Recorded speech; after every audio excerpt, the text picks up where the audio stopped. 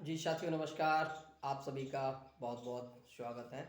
मैं देवेश कुमार आप सभी का बहुत बहुत हार्दिक वंदन अभिनंदन और स्वागत करता हूं। आशा करता हूं कि आप सभी लोग अच्छे होंगे, सकुशल होंगे। साथियों, आज मैं आपके बीच में एक नया टॉपिक लेके आया हूं। जैसा कि पिछली वीडियोस में भी कोई न कोई अलग अलग भागों का टॉपिक लेके आता रहा था, और आज भी आपके बीच में एक नया टॉपिक लेके आया हूं। और ये टॉपिक जो है ये बहुत ही इम्पोर्टेंट टॉपिक है जो मुझे बहुत पसंद आता है, और इसीलिए मैं आपके बीच में इसको शेयर करना चाहता हूँ। तो साथियों, आज के जो टॉपिक है उसका नाम है फोकस। इसको हम कह सकते हैं केंद्रित। आज आपने भी गौर किया होगा और मैंने भी बहुत टाइम देखा है कि इस चीज़ का बहुत ही ज़्यादा आज इफेक्ट चल रहा है कि कोई भी व्यक्ति कुछ भी काम करना चाहता है तो उसके पास फोकस नहीं रहता है, वो व्यक्ति उस काम को फोकस होके नहीं कर पाता है। तो इसी टॉपिक के ऊपर आज बात करने के लिए आपके बीच में 5 से 7 मिनट, अधिकतम 10 मिनट का समय लेंगे, और इसी टॉपिक पे आज बात होगी कि किस तरीके से हम अपने टॉपिक पर मीन्स टू से किस तरीके से हम अपने जीवन शैली में जो काम हमारे होते हैं उनके प्रति हम फोकस रहें, और हम उस फोकस से जो डिस्ट्रैक्शंस होते हैं जो हमें फोकस से हटाते हैं उन चीज़ों को कैसे मैनेज कर सकते हैं। इसी के बीच में चर्चा रहेगी आपके बीच में 5 से 7 मिनट के लिए। साथियों, जैसा कि मैंने देखा है कई टाइम कि कुछ काम का हम प्लानिंग करते हैं और हमने एक निश्चित समय भी निर्धारित कर रखा है और निश्चित टारगेट भी निर्धारित कर रखा है, लेकिन उसके बावजूद भी उस काम को हम उतने समय में नहीं कर पाते हैं, या जब समय बीत जाता है और बाद में हम जब एक ग्राफ उठा के देखते हैं कि मैंने इसकी प्लानिंग 1 माह पहले या 2 माह पहले या 6 माह पहले, कोई भी समय हो सकता है, उस समय मैंने इसकी प्लानिंग की थी और आज इसका समय पूरा हो गया है, लेकिन काम जो था जिसके प्रति हमने उसका एक टारगेट जो बनाया था उसका 50% ही पूरा हो पाया है, या 40% पूरा हो पाया है, या कभी कभी तो ऐसा होता 10% पूरा हो पाता है।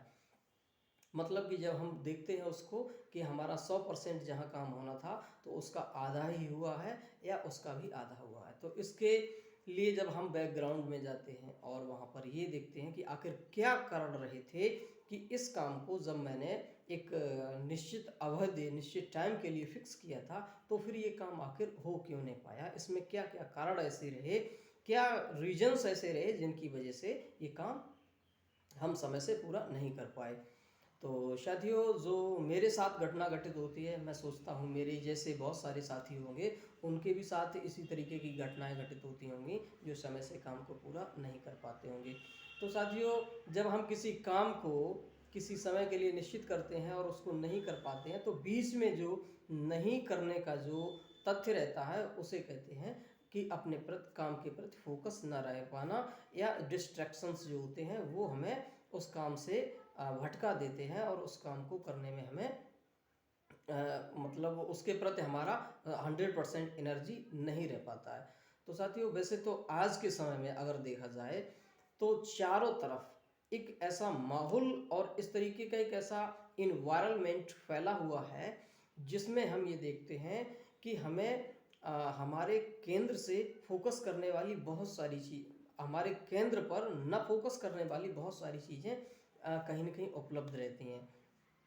जैसे मैं समझता हूँ कि जैसे मैंने कोई टारगेट फिक्स किया कि मुझे इतने समय तक ये कार्य करना है, लेकिन उस काम को करने के लिए हम गए तो बीच में कुछ इस तरीके के लुभावने कह सकते हैं या मनमोहक कह सकते हैं या अट्रैक्शन वाले कोई दूसरी कोई काम भी हो सकता है, कोई अदर थिंग भी हो सकती है, कोई अदर चीज़ भी हो सकती है जिनके प्रति हमारा ध्यान चला जाता है, और जब हमारा ध्यान वहाँ चला जाता है तो फिर हम अपने काम पर फोकस नहीं कर पाते हैं। इसका एक जीता जागता एक मेन उदाहरण जो है वो सबसे पहले जो हर व्यक्ति अपने पास ही रखता है, कहीं दूसरी जगह से भी नहीं लाना पड़ता, वो अपने ही पास रखता है, सेल फोन। साथियों, एक मोबाइल, एक सेल फोन एक ऐसी चीज़ है जिसके अंदर पूरा आज वर्ल्ड समाया हुआ है, और उसका प्रयोग भी बहुत अच्छा भी है और इसके दुष्परिणाम भी हो सकते हैं और होते भी हैं। तो सेल फोन, माना कि हमने किसी को एक कोई अर्जेंट कॉल लगाना चाहा और हमने अपना मोबाइल को ओपन किया, तो ओपन करने से पहले उसमें बहुत सारे नोटिफिकेशंस आने शुरू हो जाएंगे। कहीं कोई व्हाट्सएप का नोटिफिकेशन होगा, कोई फेसबुक का नोटिफिकेशन होगा, या कहीं कुछ कोई मैसेज होगा, कुछ भी होगा। तो आपके मन में एक क्यूरियोसिटी जागृत होगी कि चलो पहले व्हाट्सएप को देख लेते हैं, उसके बाद कॉल उसको कर लेंगे। जब आप व्हाट्सएप पे गए तो आपने देखा कि अरे, जिससे हमें उम्मीद भी न थी उसने भी हमको मैसेज किया है। फिर आपके अंदर एक इच्छा जागृत हो जाती है, फिर आप खुद कुछ न कुछ खुद टाइपिंग करने लगते हैं, उसको जवाब देने लगते हैं, और अगर वो भी ऑनलाइन हुआ तो फिर जवाब आना जाना, यानी सिलसिला कुछ करना हम कुछ चाहते थे और होने कुछ और लगता है। तो इसी चीज़ को हम कहते हैं केंद्र पर निर्धारित न हो पाना। उसके बाद आपने कभी कभी देखा होगा कि कोई मैसेज आया तो हम उस मैसेज को भी पढ़ने के बाद उसका जवाब भी देने लगे। तो कहीं ना कहीं जो कॉल हमारा इम्पोर्टेंट था, जिसके लिए जो कॉल हमारे जीवन से जुड़ा हुआ था, जिस कॉल के द्वारा हमारा एक कहना कहना चाहिए कि जो हमारे वर्क से जुड़ा हुआ था, जो कॉल हमें एक इनकम प्रदान करता, जिसके जो इनकम आती उससे हमारा खर्चे वगैरह ये सारी चीज़ें चलती, तो उस कॉल को हमने मिस कर दिया, एट ए टाइम नहीं कर पाया। तो साथियों, कहने का मतलब और कहने का सार केवल इतना ही है कि मोबाइल फ़ोन जो है उसको आप उसी तरीके से यूज़ करें जितना कि वो यूज़ करने लायक हो। यहाँ पर ये भी कह सकते हैं कि मोबाइल फ़ोन आपके ऊपर हावी नहीं होना चाहिए।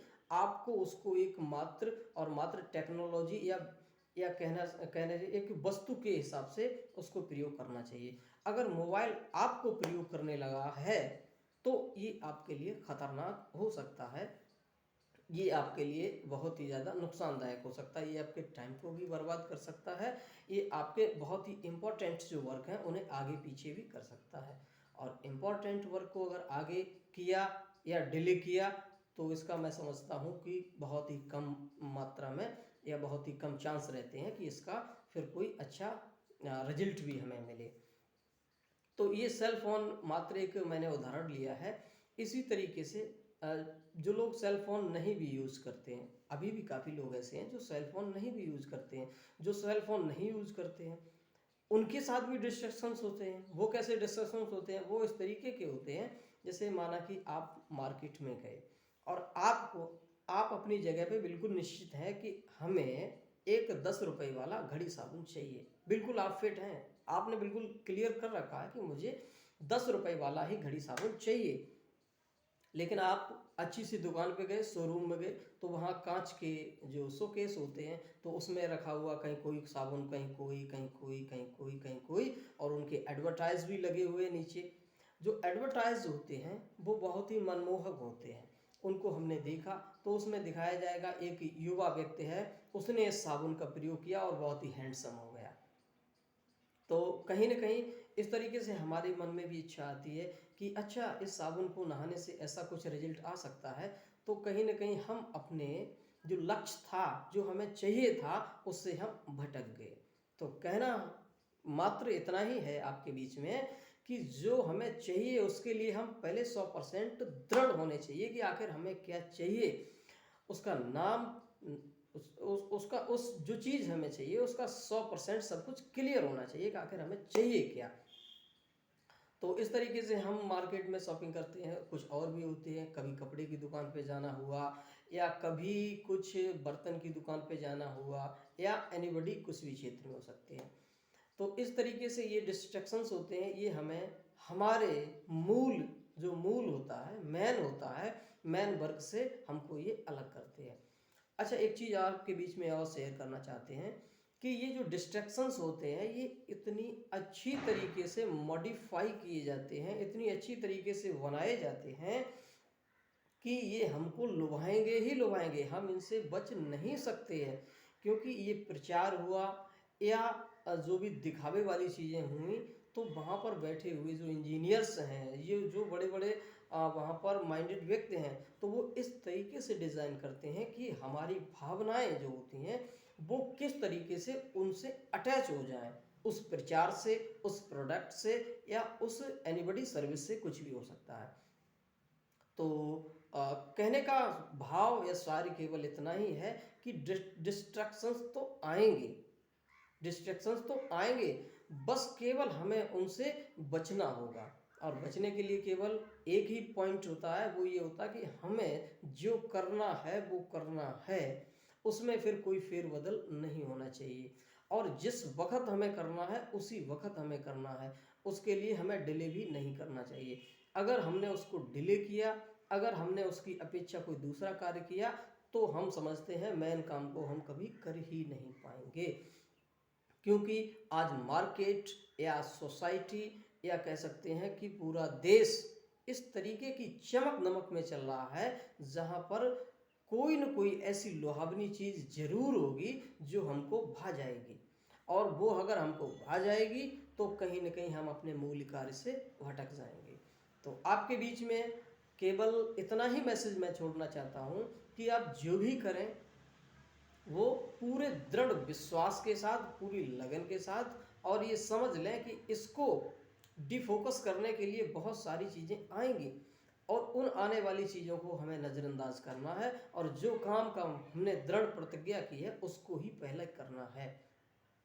दूसरा, मैं आपको ये बताना चाहूँगा कि आज मार्केट या जो सोसाइटी है या जो पूरा संसार है, वो इस चमक दमक से गुजर रहा है, और वहाँ इतने हाईटेक और माइंडेड व्यक्ति बैठे हैं जिन्होंने कुछ ऐसा सेट किया हुआ है जो हमारी भावनाओं को प्रेरित करेगा ही करेगा। हम उनके प्रति आकर्षण होंगे ही होंगे, हम नहीं बच सकते।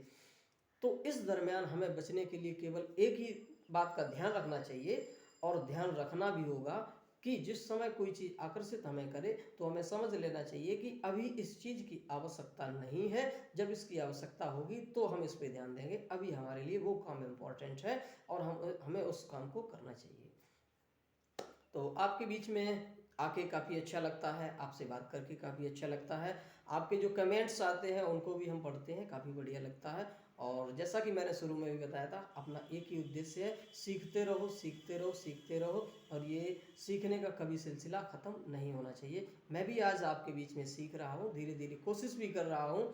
और आज का जो टॉपिक था वो केवल यही था कि हमें किस तरीके से काम पे फोकस रहना चाहिए और किस तरीके से जो डिस्ट्रैक्शंस आते हैं उनसे बचना चाहिए। आशा करते हैं आपको हमारा ये मैसेज पसंद आया होगा। तो आज के लिए हम विदा चाहते हैं, और फिर एक नई वीडियो के साथ आपसे मुलाकात होगी। तब तक के लिए आप अपना ख्याल रखिए, हेल्दी रहिए, हैप्पी रहिए। Okay, thank you, have a nice day. Okay.